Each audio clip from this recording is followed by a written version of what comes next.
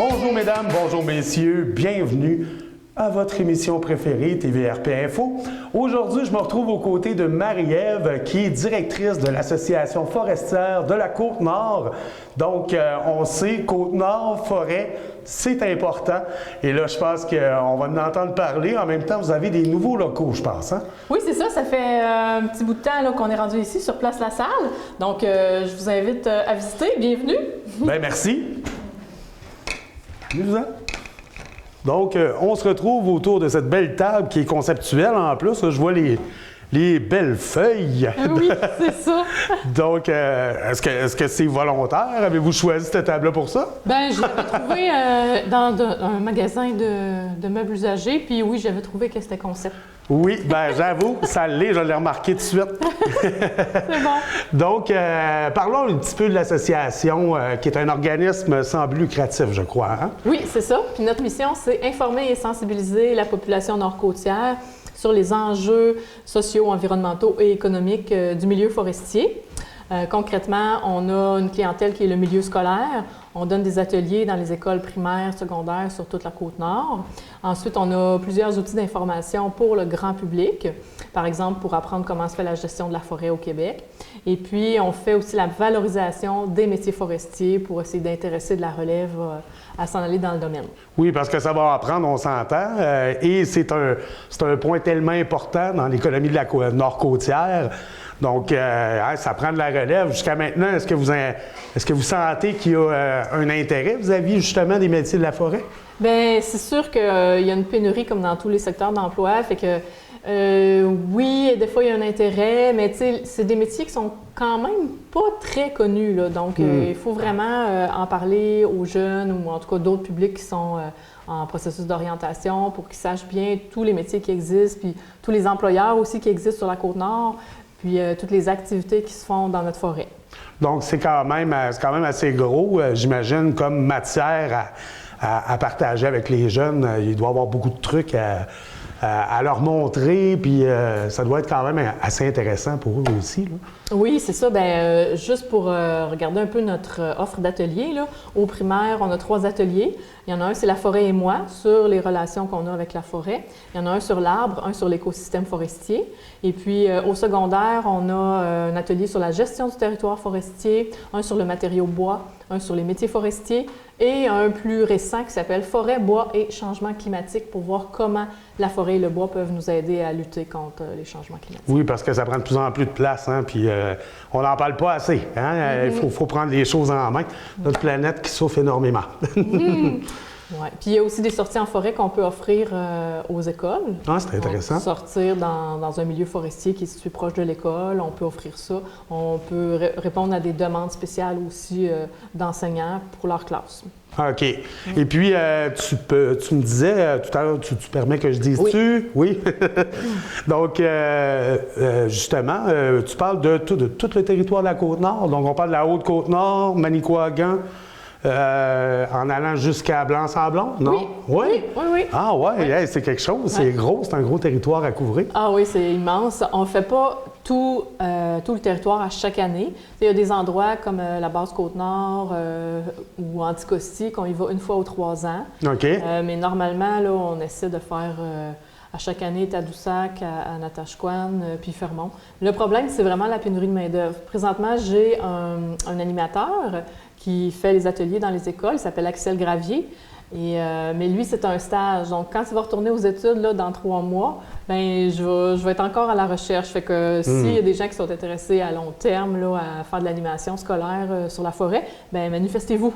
Oui, en effet. Puis d'ailleurs, j'imagine, là, je saute un peu d'étape, mais pour vous contacter, Facebook, vous avez un site Internet également. Oui. Donc, je pense que les coordonnées sont là si jamais les gens veulent envoyer un CV. Oui, absolument. Excellent. Et puis, au niveau des ateliers, justement, pouvez-vous me donner un petit exemple de qu'est-ce qui pourrait se passer dans une classe pendant que vous leur rendez visite?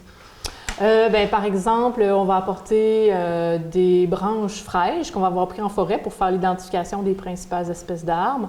On a des affiches pour les plus petits avec des personnages puis des mots à coller.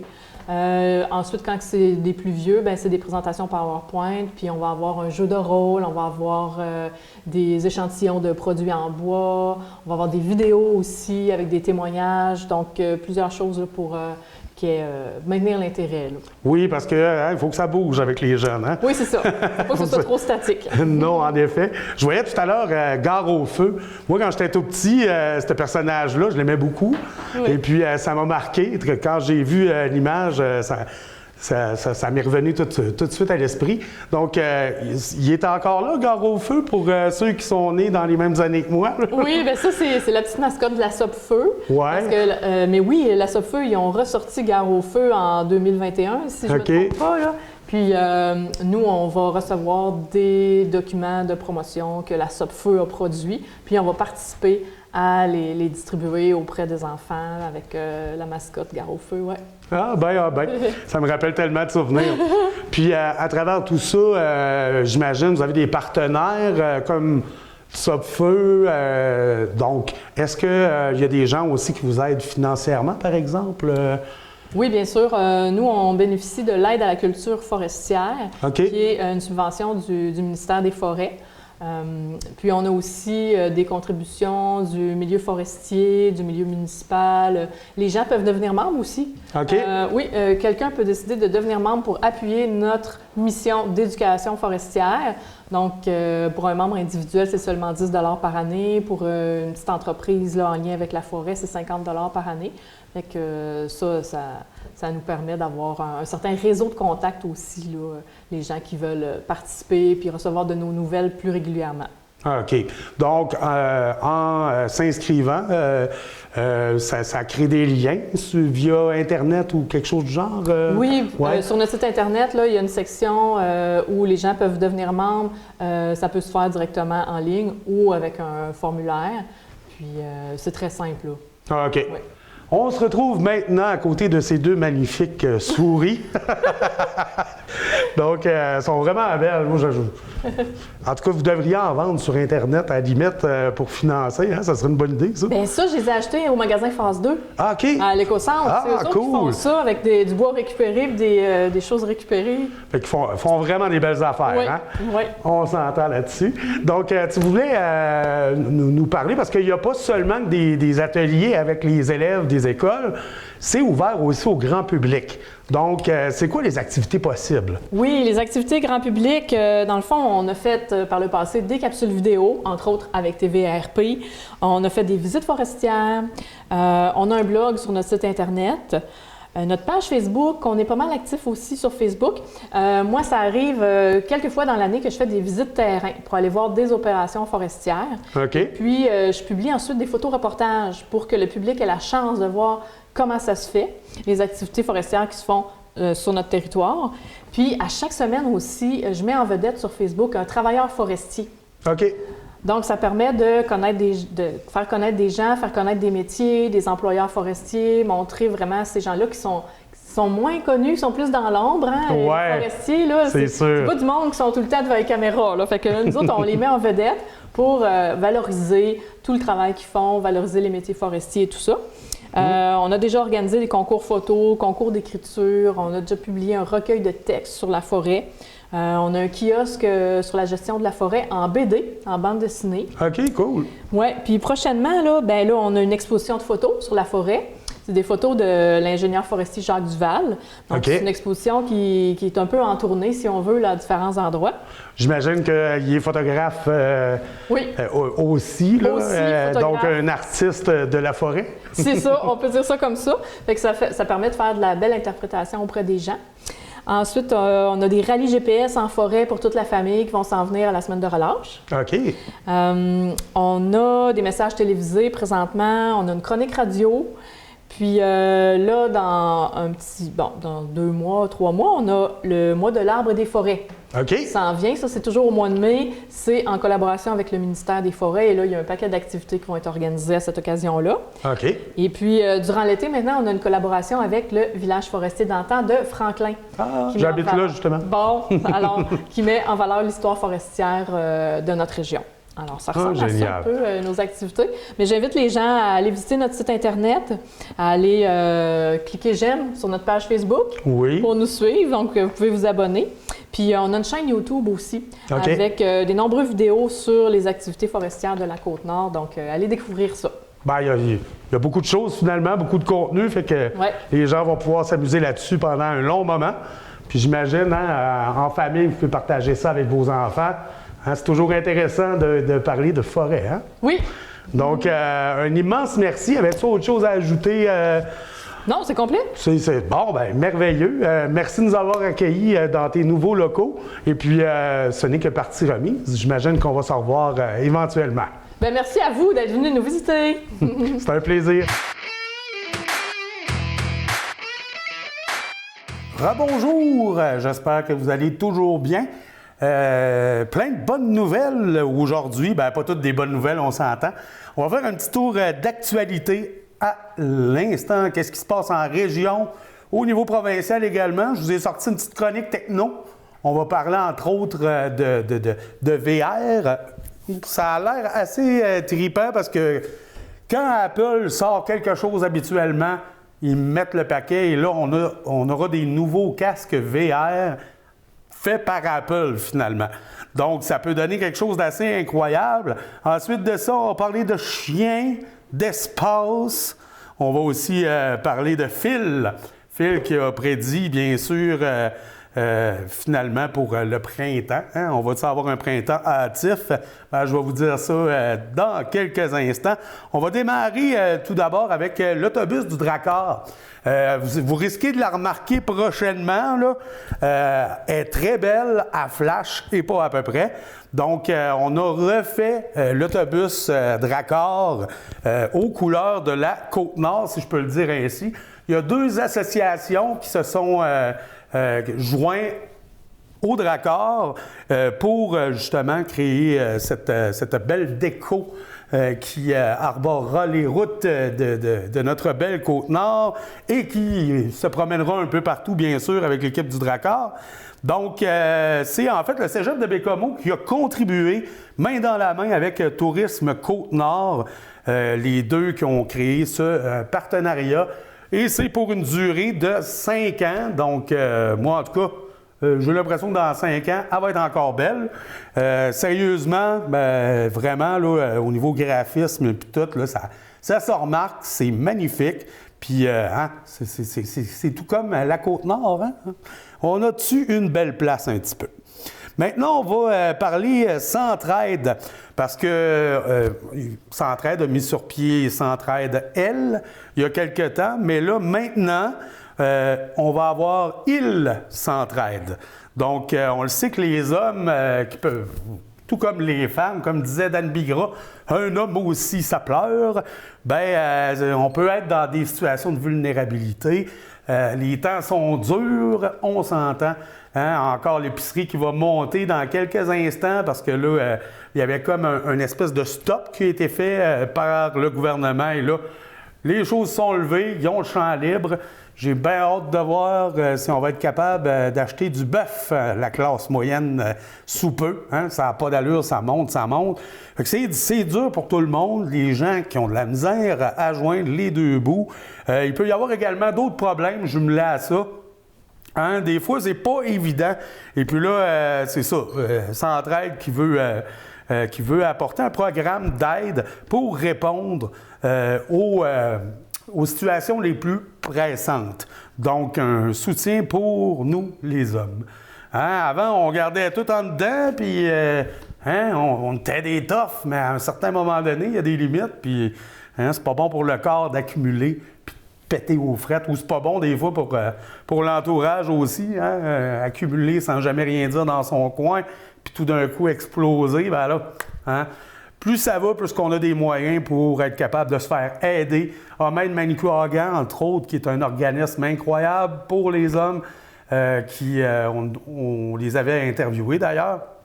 Puis, justement, ils sont en lien avec Centraide pour ce petit département, si je peux l'appeler comme ça, là. Donc, Île Centraide. Fait que, en tout cas, espérons que ça va aider beaucoup de personnes qui en ont besoin. Et je crois que beaucoup de personnes, justement, en ont besoin en région. Ça vaut la peine de se concentrer là-dessus. Puis je parlais de l'épicerie juste de même, là, tantôt. Ça grimpe pas à peu près. Puis je veux juste faire une parenthèse. Je lisais un article tout à l'heure, comme de quoi que maintenant, pour les besoins de base, il y a énormément de Québécois qui sont obligés d'emprunter. Donc, c'est un cercle vicieux rendu là. On n'est plus capable, avec nos salaires, d'arriver à payer sa nourriture, l'hydro, juste les besoins de base, finalement, le linge, etc. Puis, à partir de là, on emprunte avec intérêt. Donc, on s'enfonce de plus en plus. Les faillites qui vont pleuvoir dans pas long s'il n'y a pas quelque chose qui se passe, ça n'a juste pas de sens. Excusez-moi, je ferme la parenthèse. Ben, excusez-moi pas, hein? Je ferme la parenthèse, il faut se soutenir à ce niveau-là. Puis, c'est pas évident pantoute. Donc, la commissaire à l'éthique et à la déontologie qui n'enquêtera pas sur Yves Montigny, ça, c'était une demande de la part de Québec solidaire. Comme de quoi, à un certain moment donné, Yves Montigny aurait participé à un cocktail de financement. Ça s'est passé à Bécomo. Et le coût d'entrée qui était de 100 $. Et il a invité une connaissance par texto. Puis à partir de là, justement, Québec solidaire qui ont fait une plainte et la commissaire à l'éthique et à la déontologie de l'Assemblée nationale a rejeté la demande d'enquête réclamée par Québec solidaire. Et c'est ça, en fait, on a tout simplement considéré que non, il n'y a pas vraiment eu manquement à l'éthique, tout simplement que c'était une connaissance, l'inviter à un cocktail, puis c'est ça qui est ça. En conclusion, ça veut à peu près dire ça. Donc, et voilà pour notre député de René Lévesque, Yves Montigny, qui n'aura pas à passer devant la commissaire à l'éthique. Maintenant, salaire minimum au Québec, 50 cents de plus. Comme je parlais tantôt, ça, c'est un sujet qui risque d'être récurrent dans les prochains temps. C'est ça, le salaire minimum qui est haussé de 15 cents à partir du 1er mai. Donc, on passe de 15,25 à 15,75. Mais c'est comme vraiment limite, même pas. Il faudrait augmenter les salaires de plus que ça, puis ajuster les hausses vis-à-vis de l'inflation, parce que, je ne sais pas, là, mais les épiceries, tu le vois, tu te promènes chez Maxi ou n'importe où, IGA, Renard Bleu, qu'on a déjà eu en entrevue, puis tu le vois, les visages des gens, on est tout le temps surpris de voir les prix augmenter à chaque mois, ça n'a pas de sens. Fait que là, c'est rendu qu'une mini-épicerie, tu t'en sors pas, en tout cas. Je le sais, c'est pas évident. Donc, on va changer de sujet maintenant. On va parler... ça, c'était l'article, justement, que je parlais par rapport aux dépenses, les gens qui sont obligés d'emprunter. Donc, c'est un sondage qui a été fait et c'est gros, là, c'est 38,24 % des participants qui ont mentionné être obligés d'emprunter pour subvenir aux besoins de base. Je ne me rappelais pas des chiffres, là, on a ça un petit peu plus clair. Maintenant, monopole d'Hydro-Québec, est-ce que ça tire à sa fin tranquillement? Hydro-Québec, qui augmente toujours, on fait des profits, ils ont vraiment le monopole. Et rendu là, il y a des discussions sur une commercialisation d'électricité privée. Donc, peut-être qu'on pourrait voir éventuellement d'autres acteurs dans le monde du courant. Donc, je vais vous tenir au courant. Et là-dessus, ça ne ferait pas de tort. Ça peut faire baisser les prix un petit peu. Quand il y a justement un monopole là-dessus, ça ne laisse pas grand place à une baisse de prix. Maintenant, on va aller du côté techno. Je vais vous parler d'un record qui a été battu. C'est un Russe qui a passé le plus de temps dans l'histoire. C'est en fait un astronaute et il a passé le plus de temps dans l'espace. Et c'est trippant parce que j'écoute beaucoup de documentaires. Je suis quelqu'un qui trippe là-dessus. Puis c'est ça, j'ai écouté de quoi récemment qui me disait que tout simplement, avec la gravité, les os se mettent à changer, les muscles se mettent à changer également. Donc, avec le temps qu'il a passé là, moi, j'ai l'impression qu'il va avoir des répercussions au niveau de son corps parce que le corps change quand il n'y a pas de gravité. Et puis, là, c'est ça, c'est un monsieur de 59 ans qui a passé 878 jours dans l'espace. C'est quand même pas mal, là. Et 12 heures. Donc, c'est quelque chose. C'est beaucoup de temps. Puis, je sais que lui, c'est sûr qu'il va avoir des changements vis-à-vis de son corps parce que je pense une affaire comme juste un mois, c'est assez pour influencer au niveau des os. C'est assez trippant, en tout cas. C'est ça. Si j'ai d'autres nouvelles par rapport à ce petit monsieur-là, à savoir s'il y a des répercussions, bien, je vous en reparlerai éventuellement. Maintenant, on va parler de chiens, hein, nos amis, les chiens. Moi, j'en ai 3. Je trippe sur les chiens depuis toujours. Et puis, il y en a beaucoup qui ont, par exemple, des petits bulldogs français, des pugs, avec la face écrasée. Et puis, il y a plusieurs races comme ça. Bien là, il y a une étude qui a démontré que la longévité de ces chiens-là serait beaucoup plus courte. On dit qu'il y a plus de difficultés au niveau respiratoire, puis même maintenant, plus ça va, plus on veut faire des chiens cute, des fois, on va mixer des races, etc., pour créer un chien encore plus face écrapoutie. Puis c'est ça, c'est vraiment... Ça fait mal aux chiens. T'sais, ils n'ont pas une belle qualité de vie avec ça. Puis souvent, c'est des handicaps qu'on va essayer de recréer génétiquement.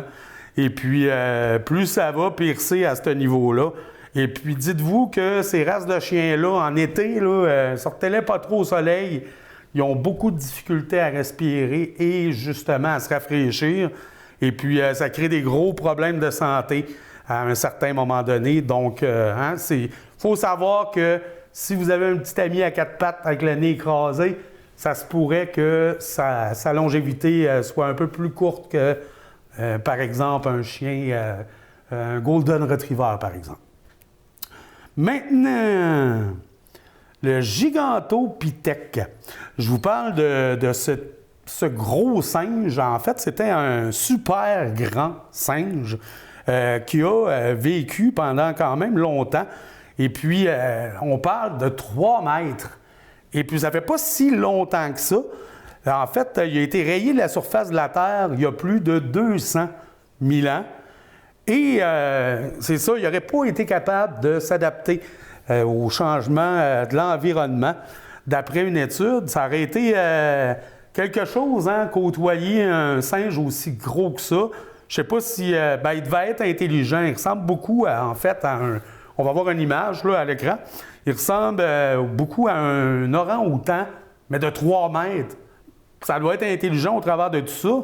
Donc, c'est ça. C'est tout simplement que lui n'a pas été capable de s'adapter. Et plus ça va, plus qu'on découvre des choses. Comme je disais, j'écoute beaucoup de documentaires. Et on dit qu'on a une partie de notre ADN qui vient de l'homme de Néandertal et de l'Homo sapiens. Donc, il y aurait eu des mélanges à ce niveau-là. On découvre plein de choses de plus en plus.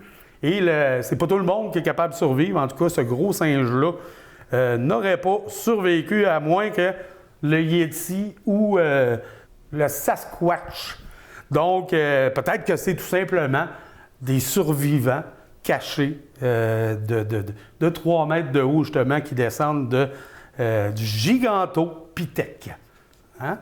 Maintenant, on va y aller avec un petit peu plus techno. Réalité virtuelle. C'est quelque chose qu'on voit de plus en plus. C'est trippant. Moi, personnellement, j'ai un PlayStation avec une VR, PlayStation 4. J'ai pas investi la grosse affaire, mais j'avais envie de m'amuser un petit peu avec ça. Je suis gamer, mais comme c'est barre un peu. Je trippe au bout avec ça, même si les graphiques sont pas les meilleurs. Mais là, on met beaucoup d'énergie dans la VR et Apple est là maintenant et sortent une espèce de casque hallucinant à 3 500 $ US. J'ai l'impression que ça doit être assez capoté. Et il y a même un Québécois qui a travaillé sur la conception de ce fameux masque. Donc, on a de quoi être fiers. Les Québécois en techno, hein, on est solides. Puis même, on a juste à penser à des compagnies comme Ubisoft, hein, qui contribuent beaucoup aux jeux incroyables comme Assassin's Creed et compagnie. C'est québécois, ça, là. Donc, c'est ça, c'est assez tripant. Un casque capoté qui coûte très cher. Là, il faut s'attendre à ce que Samsung en sorte un. Tu sais, toute la gang de techno. Puis là, j'ai comme l'impression que ça va être accessible éventuellement.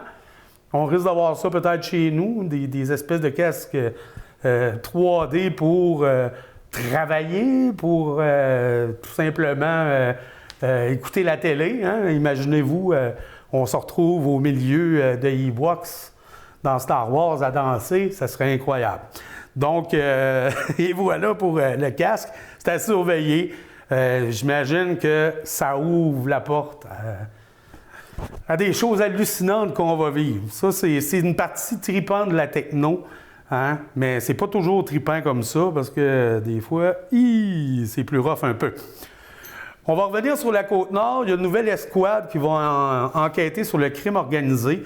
Donc, ça a été formé, en fait, récemment pour lutter contre le trafic d'armes à feu, entre autres, de stupéfiants sur le territoire de la Côte-Nord. Il y a eu des coups de feu qui ont été lancés à cette île, même à un certain moment donné. Il y a une balle qui est entrée chez une personne, qui habitait dans une maison, donc une balle perdue. Tu sais, ça commence à être heavy metal. Ici aussi, là, il s'en est passé quand même pas mal. Fait qu'à un certain moment donné, ça brasse. Hein? Fait que j'imagine qu'eux autres vont travailler là-dessus à essayer de régler, de tempérer un peu, parce qu'il y aurait deux groupes, en fait, de criminels qui séviraient pour le contrôle de la drogue, prostitution et compagnie. Donc, cette escouade qui va travailler fort pour essayer de régler le problème. Maintenant, Phil la marmotte. J'ai une bonne nouvelle. Si Phil le dit, c'est que c'est vrai. Donc, Phil, qui a dit que a dit, je ne sais pas dans quel langage qu'elle parle, mais en tout cas, les barbus, ils la comprennent. Là. Il parle la marmotte. Donc, c'est ça, les jours d'hiver seraient comptés. Là, ça va finir vite, puis c'est rare, parce que je me souviens, à chaque année, je faisais des articles, des chroniques plutôt là-dessus, en radio, puis d'habitude, c'est tout le temps l'hiver qui va perdurer. Fait qu'en tout cas, moi, ça me donne une bonne vibe. Ça me donne envie de profiter du soleil. Et on va avoir un beau printemps. Je vais pouvoir décapoter ma mini. Folle de bonheur. Youpi! Fait que merci, Phil. Maintenant, on va parler de piment. Il y a un nouveau piment plus fort au monde. Ça, j'imagine, ça doit être une méchante compétition. Hein? On doit jouer avec l'ADN des piments pour essayer de créer plus de capsaïcine. Tu sais, ce qui donne le goût piquant dans un piment, c'est de la capsaïcine. Je suis amateur de piment, mais lui, je ne suis pas sûr. On sait qu'il y a beaucoup de piments. Puis là, tout d'un coup, on en voit des nouveaux sortir. Tu sais, j'imagine, là, on doit être rendu à un degré assez heavy metal. Donc, il s'appelle le Pepper X.